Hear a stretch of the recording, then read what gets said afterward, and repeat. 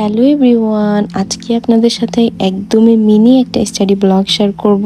তখন মেবি রাত 11টা বাজে, আমি একটু পড়তে বসছিলাম, তো তখন একটু রেকর্ড করা হয়েছিল, তো ভাবলাম আপনাদের সাথেও শেয়ার করা যাক। আপনারা হয়তো জানেন আমি সবকিছু নোট করে পড়তে অনেক বেশি পছন্দ করি।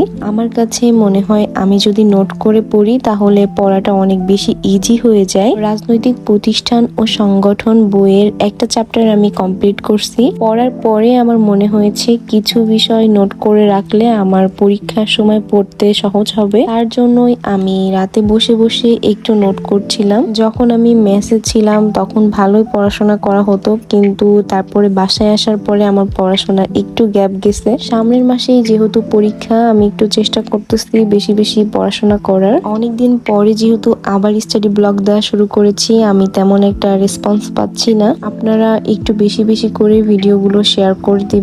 আমি যে নোট করছি পুরাটা রেকর্ড করতে পারি নাই, তাহলে ভিডিওটা অনেক বেশি লং হয়ে যাচ্ছিল।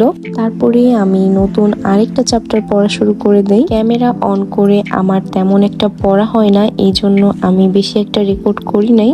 আর অবশ্যই কমেন্টে জানাতে হবে আপনারা কি ধরনের ভিডিও দেখতে চান, তাহলে আমি সেই রকম ভিডিও বানানোর চেষ্টা করব।